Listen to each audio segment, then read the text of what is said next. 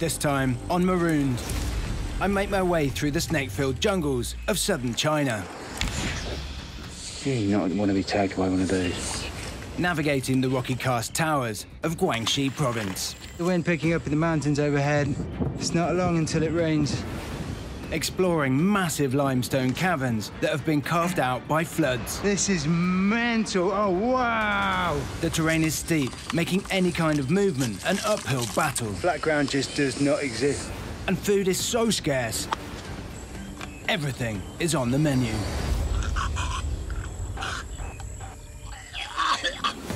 I'm Ed Staford.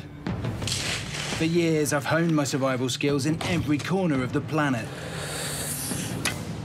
Now, I'm going back to my roots and putting my solo survival skills to the test. This season, I'm seeing if I can stay afloat in environments where water is both the key to survival and the greatest danger. I'll be left completely alone for 10 days with nothing. No film crew, no food, no water, no tools, and just the bare minimum of clothes. This time, it's about more than just survival. I want to see if I can thrive anywhere.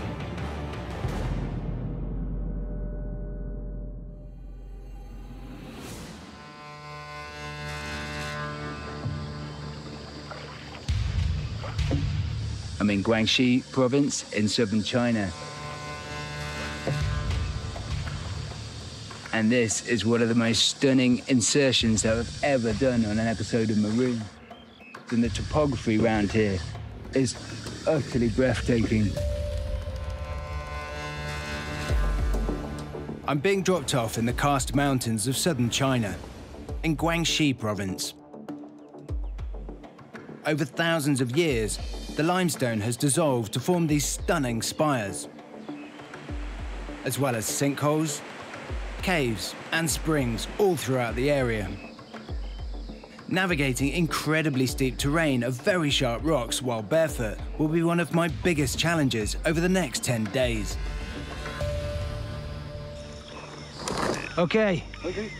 Shishi. Let's get up this bank. I'm gonna head away from the river looking for flat ground. There's a troop of monkeys just there. If monkeys can live in this environment and survive, then so can I. I have nothing to help me survive. I have no tools, I have no knife, I have no tent, I have no food, I have no water. And my camera and drone kit so I can film my challenge. As ever, the aim isn't just to survive in the next 10 days, it's to thrive. Were it normal jungle, that would be okay. You can see the sheer faces that are covered in trees. Don't be lulled into a false sense of security that this very pleasant introduction in terms of weather to this environment is typical. I don't think it is. I'm expecting thunderstorms, I'm expecting misery, I'm expecting a sufferfest.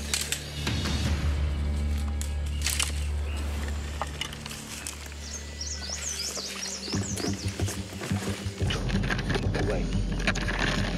There's a snake. See those black and white bands? That's a crate. It's just in front of my toes. Very close call. Coming into Guangxi, I was warned that there are dozens of different species of snakes in the area, many of them incredibly venomous. There are banded kraits, several kinds of pit viper, including the Chinese moccasin, and a large number of king cobra all over the mountains. A bite from any of them and I would need an immediate evac, which, in steep mountains like this, would be challenging. Ow. Ow. I'm just hopping from patch of moss to patch of moss now. Oh, that feels good. Look at that drop off down there. It is a million miles from flat, but looking in front of me, it looks like there's a cave. Let's go and have a look. It's getting later in the day now, and I've already had a couple of rumbles of ominous thunder. Okay. I'm down, and this is relatively nice underfoot. Let's get my bag off.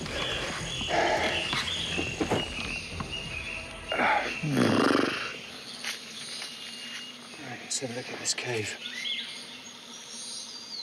You can see it's damp, but potentially I could pin myself up there. That could work.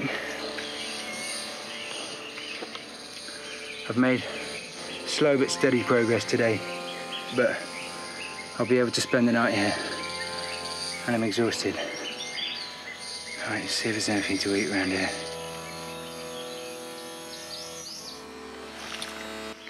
Got him! You probably don't eat the legs, but in this sort of survival situation, it's all calories, isn't it? Even wood is calories. So it's all going in. Crickets aren't the worst things to eat raw. There's a kind of little pop, a sort of soft belly, and a body full of cooling goo. From memory, crickets have got about 80% protein. Better without the wings, if I'm honest. It's just free food. And I'd be crazy to pass it up. Another one. Nice big one. Whole thing in.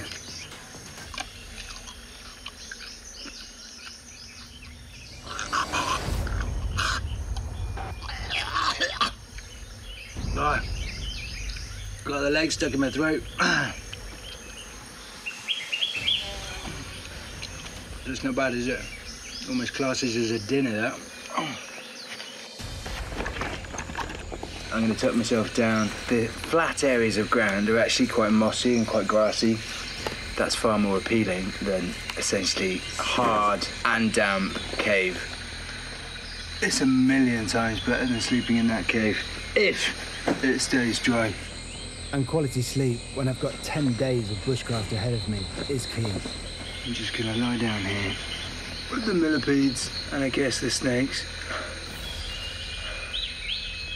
No indigenous tribal member in the world walks into an area that he or she doesn't know, barefoot, with no tools, and no food, and no water, and no knowledge of the area, and expects to thrive, you know? That's why I often have to tell myself when I'm, you know, scrabbling around for the bare minimum, day 1, 2, 3, you've got to endure that. You've got to put in the hard graft. You've got to explore. You've got to make mistakes. You've got to, you know, go up dead ends, be forced back to be able to discover the things that are going to help you, that are going to move you forward.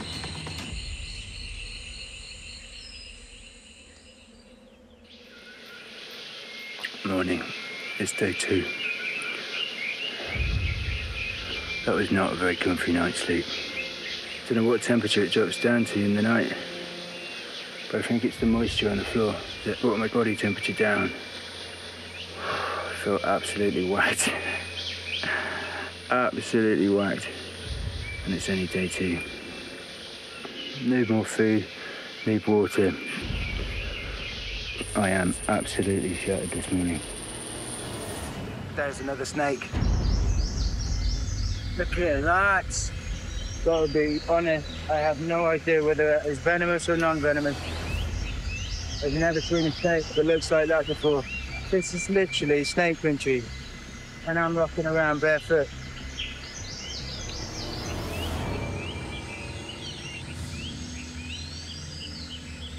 Last night was wet and miserable. I'm gonna try and remedy that with a fire tonight, but everything here is so damp. It's tough to find the right combination of woods to do a hand drill or a bow drill. But I think bamboo could be the answer.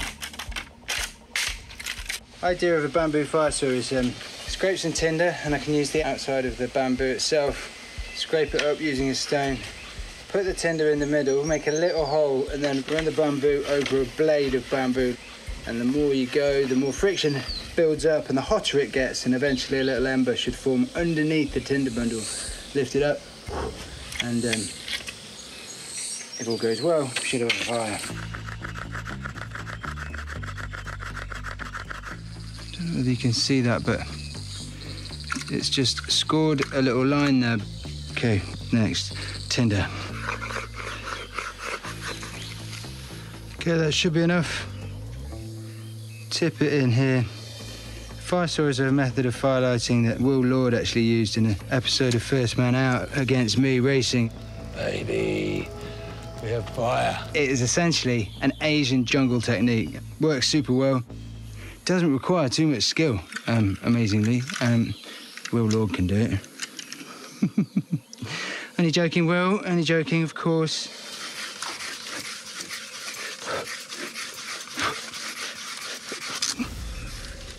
Yeah. Okay, you can do this, Stafford. You can do this.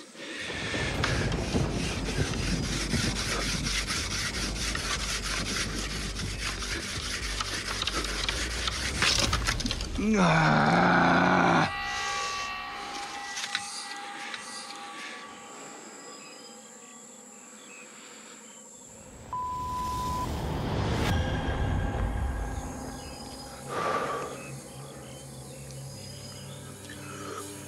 Walk away. Walk away. This place is damp. This place is just energetically, I'm not enjoying it here now. Tomorrow I'm moving. Tomorrow I'm gonna get a good fire set and I'm gonna get a fire lit. It looks like it's gonna rain tonight and I'm just gonna have to tough it out.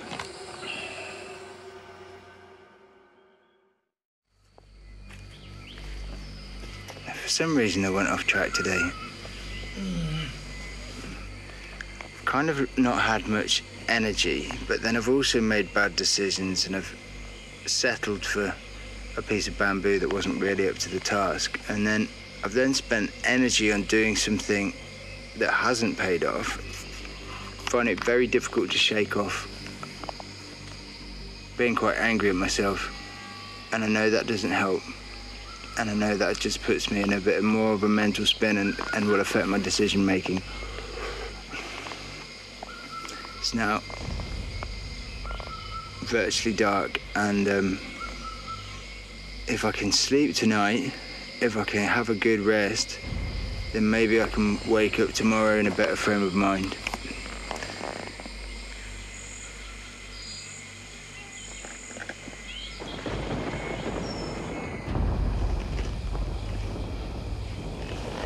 Okay, it's starting to spot with rain. Right, I'm going in.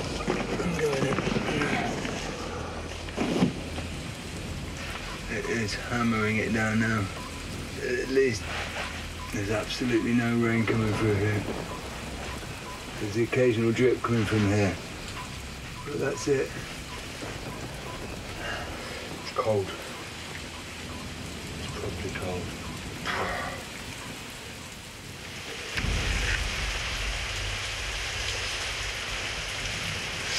Morning, it's day 3. It's been hoofing with rain all night now. Still, I'm getting out of here.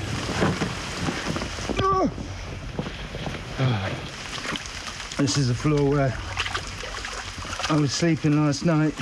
It's absolutely waterlogged now. Cave was good, kept the main rain off me, but the temperature dropped massively as morning drew, and I guess the water started seeping into my bones. I'm going to use the walk to heat up as well. If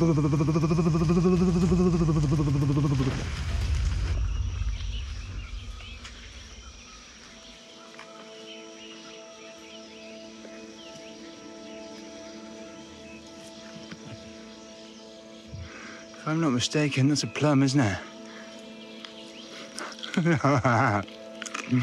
There's a plum. You can see the sun up there.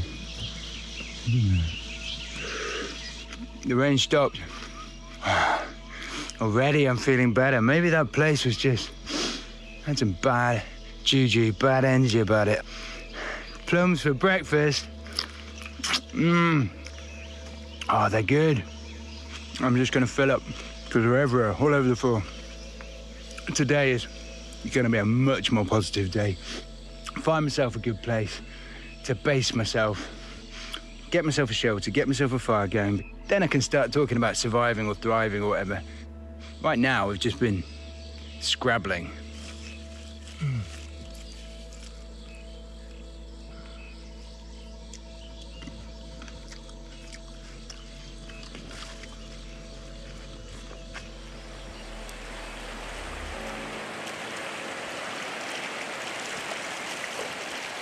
For multiple reasons, I'm constantly looking down, foraging, and then you look up and you get something like that. Just incredible. What a landscape, eh? The power of the water is extraordinary. All of these features are carved by water, aren't they? Over millions of years, the water has basically constructed this whole environment by carving caves and archways and mountains and valleys. The power is utterly immense. Utterly immense.